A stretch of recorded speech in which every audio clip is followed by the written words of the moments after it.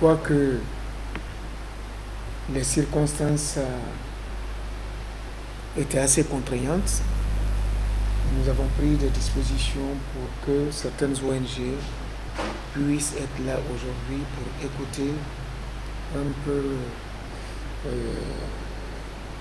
votre porte-parole sur cela, parce que votre engagement dans la lutte contre cette épidémie était aussi bien un engagement citoyen, mais c'était une action menée en faveur de la protection des populations. Donc à double titre, cela nous concerne, et à double titre, parce que les organisations de la société civile sont interpellées aussi sur cette question, elles sont concernées par votre initiative. Malheureusement, la nature n'a pas été clémente aujourd'hui, ce qui fait que nous n'avons pas la table complètement garnie. On espère probablement que certains vont nous rejoindre. Je dis qu'ici c'est votre maison. Et les organisations qui sont ici peuvent tout de suite se présenter. Il y a environ quelques 4-5 qui ont pu faire le déplacement. Mais ce sont des organisations qui sont représentées, mais qui sont de taille quelque peu importante. Et d'ores et déjà, je peux vous assurer d'une chose, c'est que cet exercice que vous avez initié à bon escient fera écho au niveau de tous les membres de la PQ,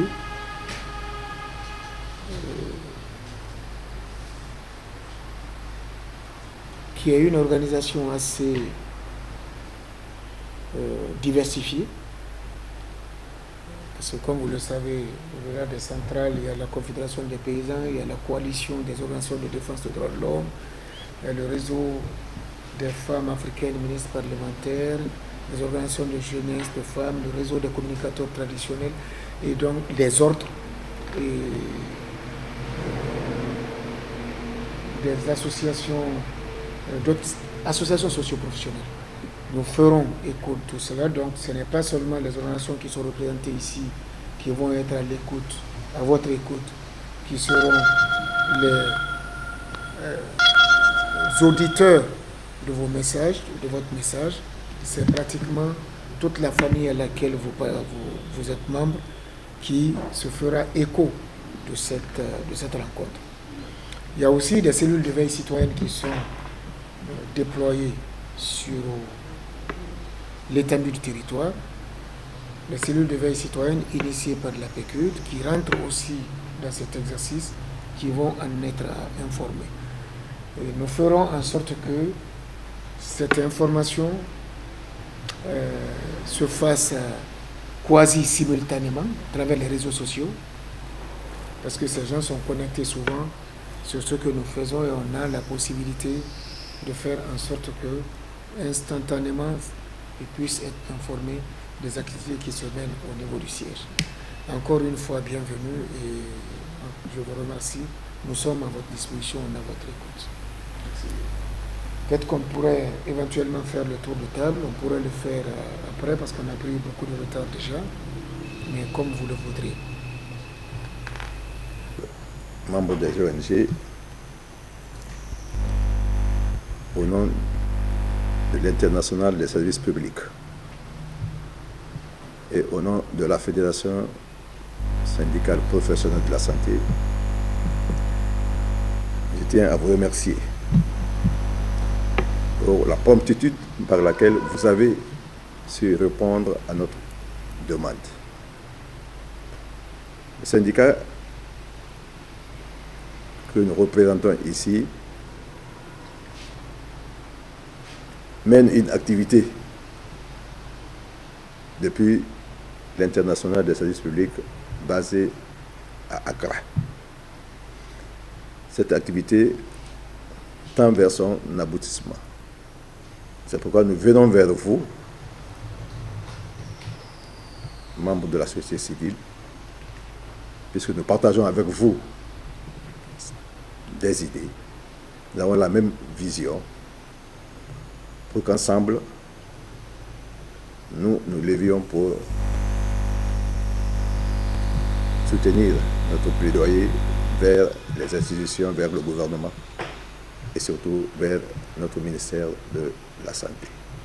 Raison pour laquelle aujourd'hui nous sommes à vos côtés pour quand même demander votre appui et l'appui de toute la société civile. Je tiens une fois de plus encore à vous remercier au nom de l'ensemble des syndicats et au nom du président de l'ISP. Je vous remercie. Voilà. C'est plus simple chez vous. Ok. Merci bien. Je vous remercie sincèrement de nous rappeler à l'ordre. Je dis d'abord, camarades, salut. Salut. Camarades, salut. Salut. Camarades, salut. Salut. Qui dit société civile, réellement, leur cerveau pensant, c'est les organisations syndicales. La CNTG et l'USTG, les deux centrales représentatives aujourd'hui, doivent normalement fonctionner et marcher ensemble avec l'organisation de la société civile. L'occasion nous est offerte aujourd'hui grâce à l'International des services publics. Nous sommes affiliés à l'International des services publics qui, après l'affaire Ebola, effectivement nous avons dit que c'est fini Ebola, mais qu'est-ce qu'il faut? L'International des services publics souhaite qu'on veille sur l'applicabilité des règles qu'on a reçues. L'organisation est basée à Accra, comme l'a dit le secrétaire général adjoint de la santé. Aujourd'hui, nous sommes avec vous pour parler de notre position syndicale. Au nom de l'International des services publics, au nom des 5 fédérations qui sont affiliées à l'International des services publics, je vais dire la Fédération de la santé, commerce, développement rural, santé et les mines. Que nous avons aujourd'hui, moi-même, j'ai la charge de présider la présidence et Madame Sophie Daniel, point focal au niveau de la Guinée.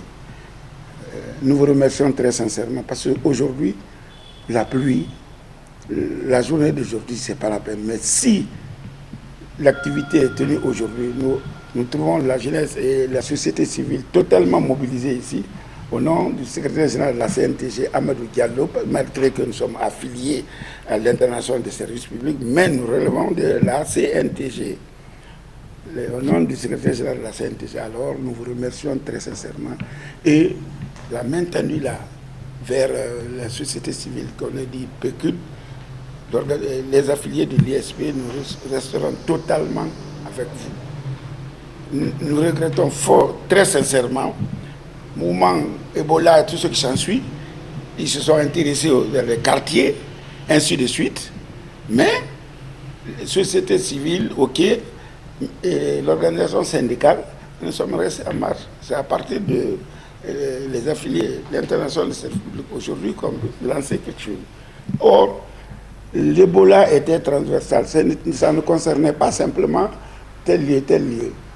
Les syndicalistes, à travers la Fédération de la santé, nous avons perdu beaucoup de travailleurs. Nous avons perdu beaucoup de travailleurs, très sincèrement. Et je vous ai dit, monsieur, vous m'avez dit camarade.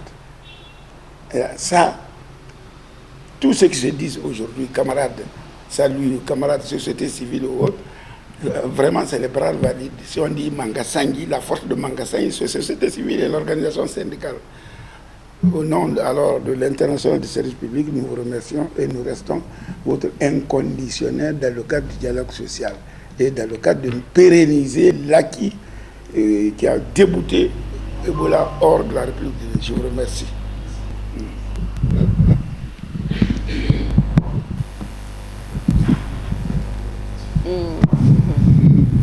Merci, Monsieur le Président.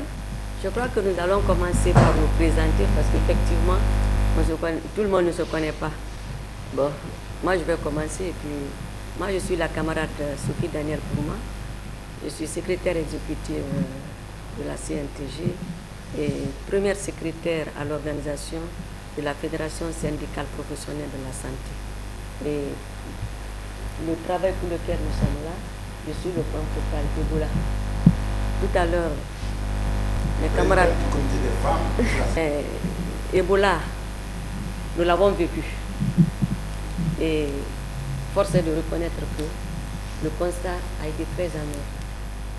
Et il est de notre ressort, en tant que professionnels de la santé, en tant que citoyens de Guinée, que nous prenions désormais notre destinée en main, mettre des stratégies en place qui vont faire que, même si une maladie plus terrible qu'Ebola surgissait un jour dans notre pays, que ça tout vraiment, nous avons tiré les leçons, les bonnes leçons de ce que nous avons vécu par rapport à Ebola. Voilà pourquoi, comme l'ont dit mes prédécesseurs, l'international à laquelle nous sommes affiliés et qui s'occupe de faire en sorte que dans chaque pays, qu'on donne des prestations de qualité, des soins de qualité, nous a interpellés et a fait en sorte que nous nous impliquions fortement dans la stratégie que le gouvernement et nous-mêmes d'ailleurs, en tant que syndicat, société civile, que nous allons mettre en place pour fortifier vraiment notre système de santé pour l'avenir. Donc, comme l'ont dit mes prédécesseurs, nous sommes venus vers vous, société civile. Nous-mêmes sommes de la société civile, mais plus élargie, pour que ensemble, ça ce n'est qu'un prélude. Il y a le plaidoyer qui va sur plus tard, mais que vous vous appropriez déjà de notre position par rapport à un plaidoyer futur que nous allons faire envers les décideurs. Puisqu'il faut reconnaître, nous avons des problèmes en latence. Alors sans plus tarder, je vais vous décrire notre position syndicale face à la stratégie Ebola.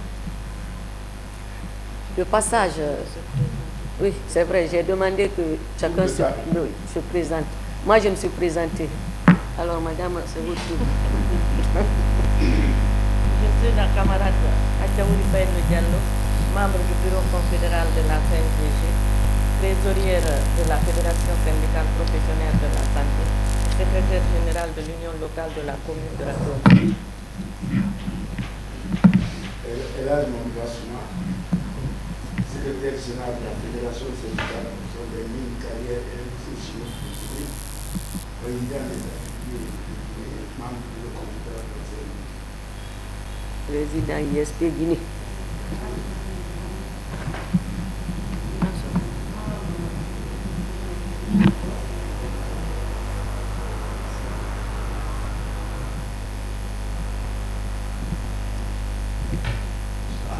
Diallo Alpha Omar, président de l'ONG Droit Tous pour un développement harmonieux.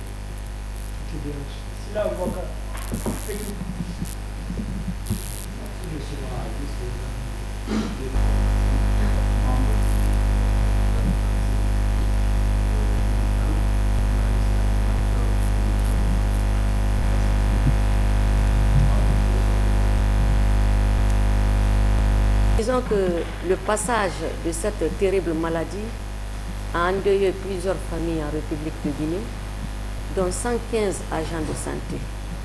Cette situation a permis de mettre en évidence la faiblesse des structures sanitaires, la protection sanitaire individuelle et collective des agents de santé insuffisante, les laboratoires sous-équipés. Pendant la maladie, les mesures d'hygiène et de sécurité étaient de rigueur. Mais après la maladie, ces mesures ont été relâchées par les populations. Face à cette situation, le mouvement syndical a procédé à la sensibilisation des travailleurs et travailleuses, à la distribution des kits de protection sanitaire individuelle et collective. Il a également adressé des correspondances au département ministériel en vue de doter des agents de santé en matériel de protection individuelle et collective. Voilà notre position syndicale qui se résume en des points suivants. Sensibiliser les travailleurs et travailleuses afin de pérenniser les acquis de protection contre l'infection, faire un plaidoyer auprès des autorités en vue de continuer le ravitaillement en kit de protection sanitaire individuelle et collectif au niveau des services sanitaires, des départements ministériels, sociétés et entreprises en vue d'assurer un suivi et évaluation. Dans le cadre de la protection de la santé des travailleurs et travailleuses sur le lieu de travail, instituer des visites médicales périodiques au niveau des services, sociétés et entreprises. Installer et renforcer les capacités des comités d'hygiène au niveau de toutes les structures sanitaires pour améliorer la qualité des soins offerts à la population. Prendre en charge les familles des agents de santé décédés d'Ebola par le paiement régulier de leur salaire jusqu'à la date effective de leur retraite. Élargir et améliorer les primes de risque à tous les agents de santé. Renforcer le perfectionnement professionnel des agents de santé en prévention et contrôle des infections. Essayer. Construire, rénover et équiper et doter les infrastructures sanitaires en matériel médicaux et produits pharmaceutiques. Et enfin, c'est quelque chose que nous dénonçons, c'est la non-implication du syndicat dans la prise de décision au niveau national. Voilà résumé en des points circonscrits la position syndicale. C'est en fait ce que nous venons vous soumettre aujourd'hui pour que vous vous appropriez de ça. Et dans les jours qui vont venir, on reviendra avec le plaidoyer. Déjà, vous avez, ça c'est comme on dit, ça précède un plaidoyer. C'est juste pour que vous sachiez que voilà les points sur lesquels nous allons appuyer notre plaidoyer auprès des décideurs par rapport aux problèmes de santé en Guinée. Voilà ramasser en gros la vision syndicale face à la stratégie Ebola. Je vous remercie. Si vous avez des questions par rapport... Voilà.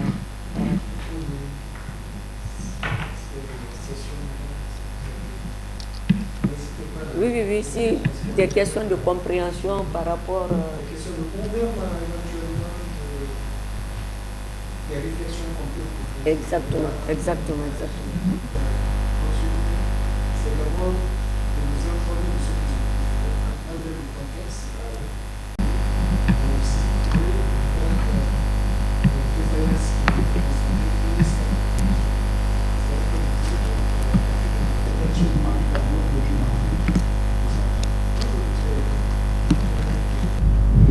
Pour l'esprit de suite qui caractérise votre engagement dans la lutte contre Ebola.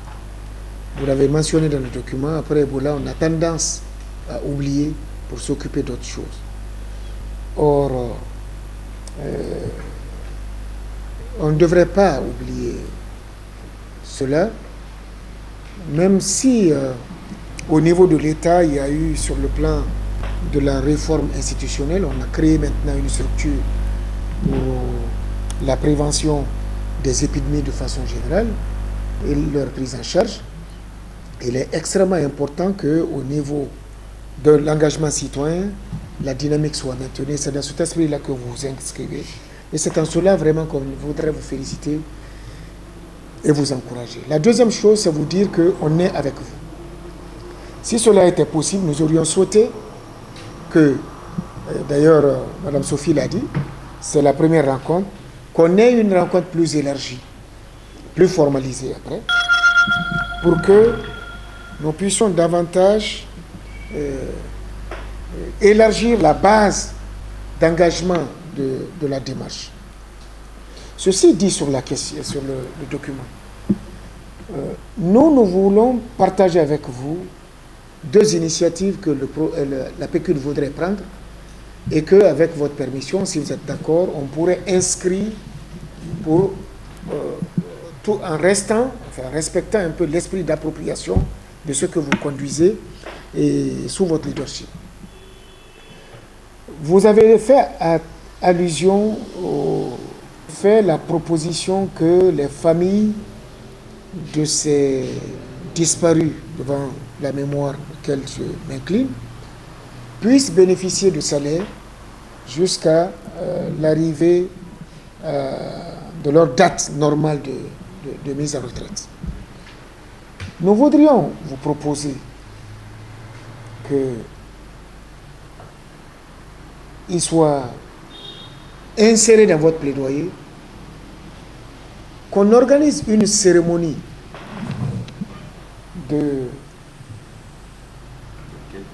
pour rendre hommage, comme on le fait pour les militaires quand ils décèdent, parce que ces gens-là sont effectivement des guerriers, ils sont morts sur le champ de combat. Qu'on organise une cérémonie, on n'est pas encore loin de cela, une cérémonie nationale, à l'occasion de laquelle cérémonie, ces médecins peuvent bénéficier d'une décoration à titre posthume. Premièrement. Deuxièmement, qu'il soit érigé une stèle. Parce que Donka est en reconstruction, c'est dans l'enceinte de Donka qu'on a eu à Conakry, ici en tout cas, la plus grande base de prise en charge des malades atteints d'Ebola, que là où on a installé la base de Médecins sans frontières, on érige une stèle là, en mémoire des victimes d'Ebola. Pour la première fois, on a pu tenir des statistiques aussi en tout cas, précises que possible sur les conséquences d'une tragédie. On a fait les listes avec des informations assez importantes. Cette stèle-là sur cette stèle pourrait être porté les noms des 2400 et quelques Guinéens qui sont décédés, en commençant par ces médecins qui étaient à l'avant-garde de la lutte contre Ebola.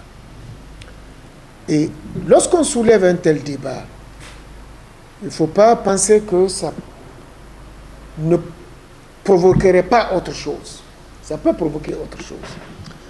En prévision de cela, peut-être envisager dans le même plaidoyer une stèle, à défaut de l'avoir dans tous les hôpitaux, ça va être contraignant et coûteux, là où ça a éclaté. Les gens ont été victimes pour la première fois. C'est même pas Guékédou ou Massanta. Voilà, donc à l'hôpital, là aussi, on peut le faire. Et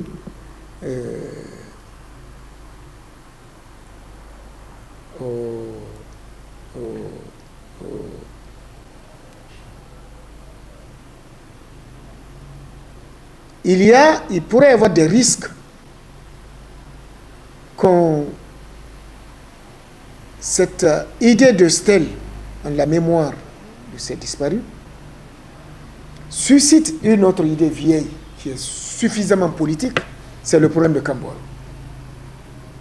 Je ne dis pas que ça va être fait, mais dans le combat, il faut, parce que quand on est en train de prendre l'initiative, il faut voir les opportunités, les menaces, tout ça, et comment prévenir ce genre de situation. Mais je pense que tous ensemble engagés, on pourrait veiller à ce que cette situation-là soit exempte de politisation. Ce que je dis là,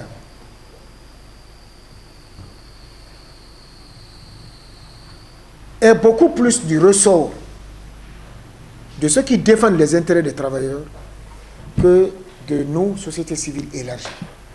Parce que d'abord, ce sont les travailleurs, les médecins. Et dans ce cas-là, moi, à mon avis, on pourrait assez rapidement faire en sorte, parce qu'on était prêt à adresser un courrier pour dire c'est fini. Ça a été déclaré fini depuis mai. Maintenant, ce que nous voulons, c'est que, voilà, qu'il y ait... on voulait proposer ça au Premier ministre et puis au ministre de la Santé. Et on est sûr que ne serait-ce que pour des raisons politiques, parce qu'on n'a pas toujours les mêmes intérêts. Les autorités peuvent être promptes à récupérer une telle initiative. Et du coup, ça peut, si c'était le cas, donner, ou nous donner tous, l'opportunité de faire aboutir notre démarche-là, de résultats concrets, probants, à résonance nationale. Voilà ce que moi je voulais apporter comme contribution. Vous remercier encore une fois de l'initiative, vous encourageant et en vous disant déjà a priori que l'ensemble de la famille PQ dans laquelle vous appartenez vous accompagnera, va s'approprier de cela, vous accompagnera, et si c'était possible, une autre rencontre plus élargie, plus formalisée. Nous, on est prêt à nous engager à cela pour donner une autre résonance vraiment à cette belle initiative. Je vous remercie. C'est une démarche de nos revendications, parce que comme vous l'avez dit, c'est certes pas... C'était des jeunes spécialistes en leur matière. Ceux-là qui avaient fait des études de spécialité pour certains, 10 ans de PDH, de spécialité, PHI. Alors vous comprenez aisément combien de fois a été notre douleur. Pour la plupart, c'était eux les soutiens de famille, comme nous le connaissons en Afrique. Quand tu as un intellectuel dans une famille, il devient le pilier essentiel de la famille. Mais voilà, en voulant sauver des vies, ils perdent les leurs. Aujourd'hui, le constat c'est quoi? C'est que ces familles-là sont laissées pour compte. On a coupé carrément leur salaire. Les familles n'arrêtent pas de taper à la porte du secrétaire général adjoint de la fédération. À tout moment. Ils perdent le sommeil. Alors, ce problème-là, j'avoue, Monsieur le Président, c'est ça d'ailleurs qui nous anticipe, qui nous précipite vers le plaidoyer. Parce que on ne comprend pas, quand c'est les militaires qui décèdent le combat, voilà tout l'arsenal honorifique qu'on organise pour eux. Mais alors, les médecins qui sont morts après cette terrible maladie que tout le monde a connue, on n'en fait pas cas. Ça, c'est choquant. Donc, nous prenons bien de tout ce que vous avez dit. Et comme je l'ai dit tantôt, ce n'est qu'une démarche. Et vous allez vous approprier déjà de notre position. Et le plaidoyer va suivre. On va revenir ensemble pour que le plaidoyer, on va le faire ensemble auprès des décideurs pour que vraiment nos doléances aboutissent positivement. Je vous remercie. C'est ce que j'avais ajouté. Et merci encore pour tout ce que vous avez apporté comme contribution positive. Merci vraiment.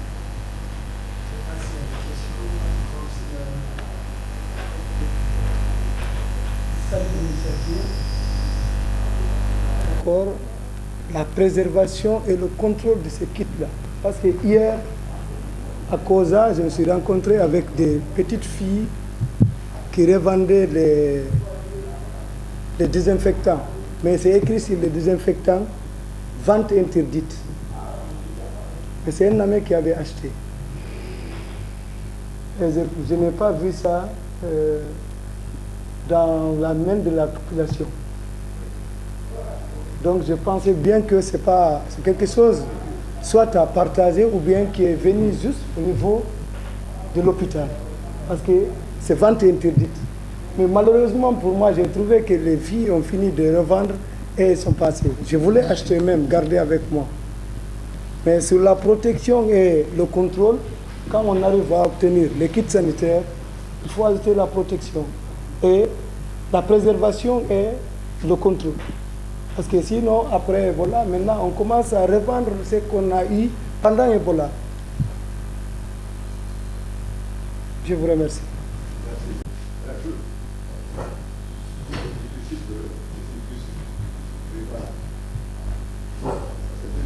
Des questions institutionnelles qu'ils ont soulevées et peut-être qu'ils ont limité, peut-être qu'il faut voir comment ne pas limiter, ils ont limité juste au laboratoire et puis aux structures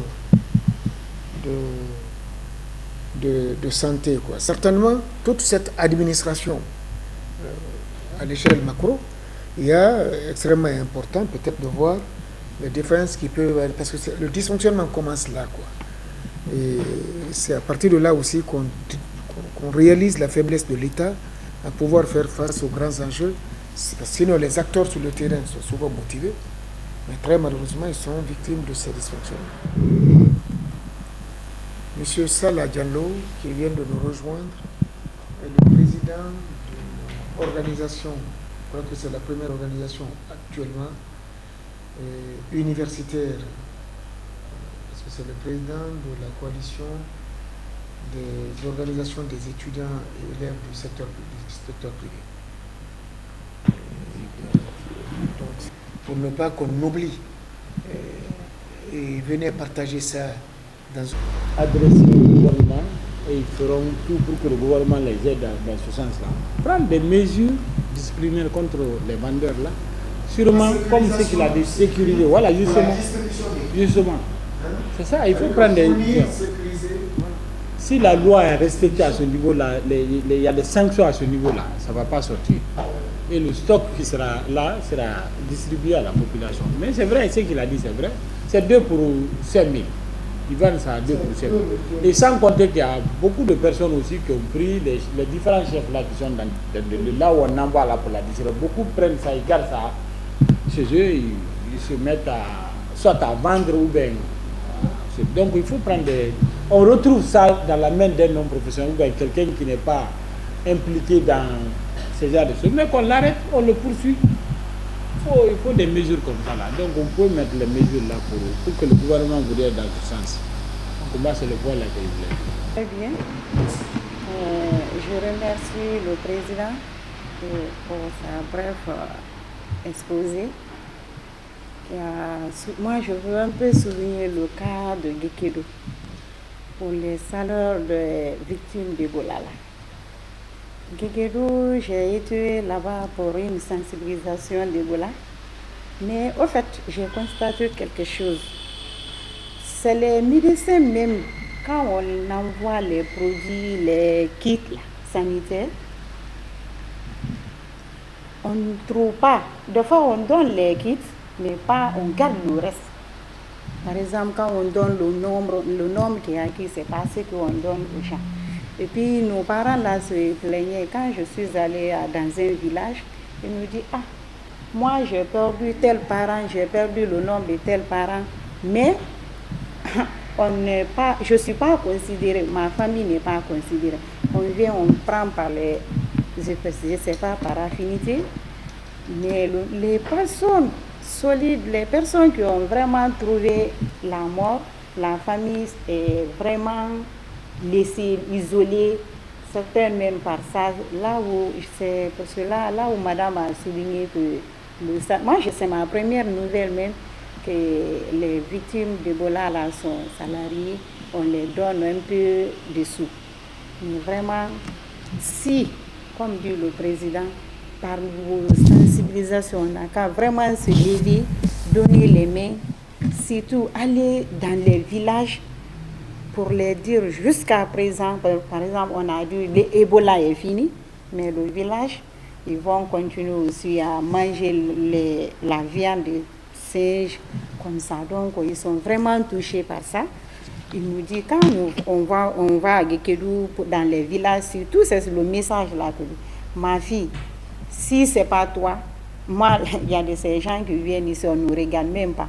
Par exemple, j'ai perdu, moi, il y a une famille que j'ai connue, ils ont perdu 15 personnes. 15 personnes dans 3 jours. Mais la famille, là, vraiment, je connais dans la situation dans laquelle donc, la famille, là, c'est trop. Mais je donne l'appel vraiment pour venir en aide à ces gens de personnes. Et j'encourage vraiment la société qui a donné l'initiative là. Et je vous donne mes sincères remerciements d'encourager, je vous encourage de plus que Dieu fasse que Ebola ne revienne plus en Guinée. Merci.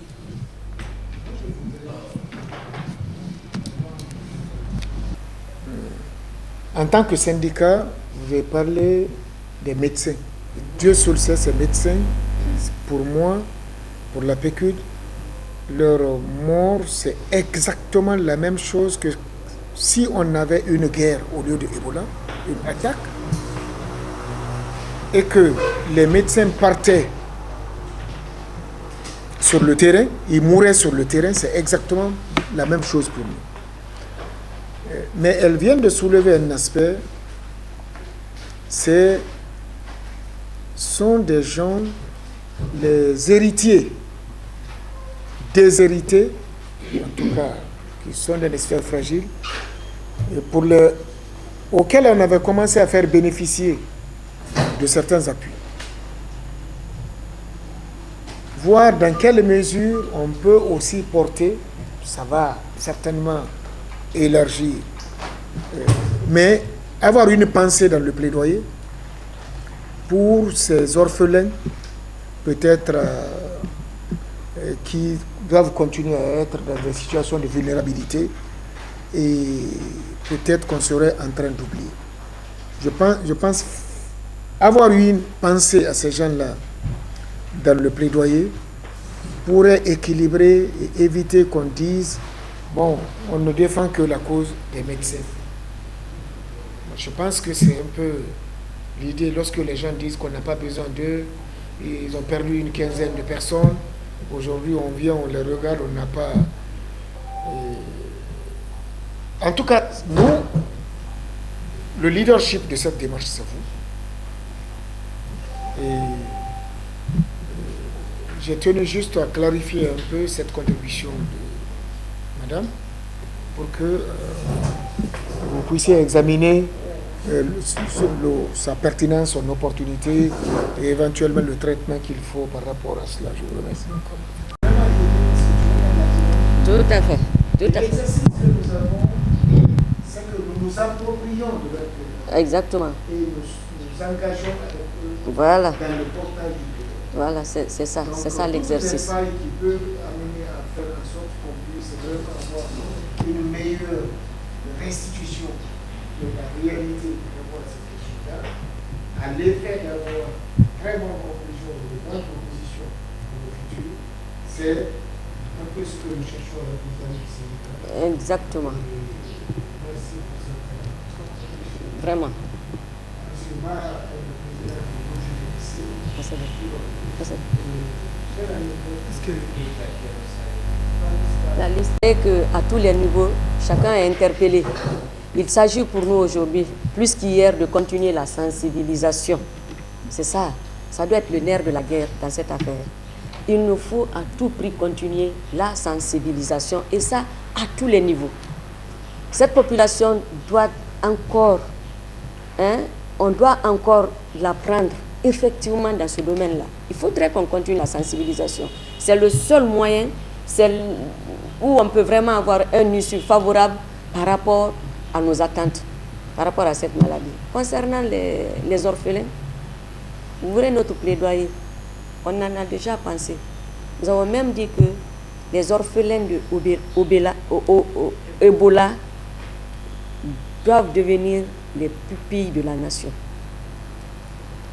ensemble, comme il l'a dit le président, nous allons ensemble peaufiner notre document de plaidoyer pour que vraiment, lorsque nous allons l'amener chez qui de droit, que ça retienne leur attention. Sur ce, je crois que pour la journée d'aujourd'hui, si les camarades n'ont pas... Nous sommes comblés de joie. Nous sommes à plus d'un titre satisfaits de vos interventions. Et je crois que nous avons tapé à la bonne porte. Bien que nous faisons de la même famille, mais nous allons évoluer ensemble. Comme l'a dit mon président, nous serons désormais à vos côtés pour mener la lutte, cette lutte qui est la nôtre. Au terme donc de notre entretien, je tiens encore de nouveau à vous remercier au nom de mon président, au nom de la coordonnatrice, au nom des membres du syndicat. Nous sommes vraiment comblés de joie. Donc, de la CNTG, à qui nous allons rendre compte, et fidèlement compte de ce que nous venons de vivre ici, à la maison des ONG. Je vous remercie et je crois que nous pouvons prendre compte de vous. Merci bien. On va faire fête de famille, non?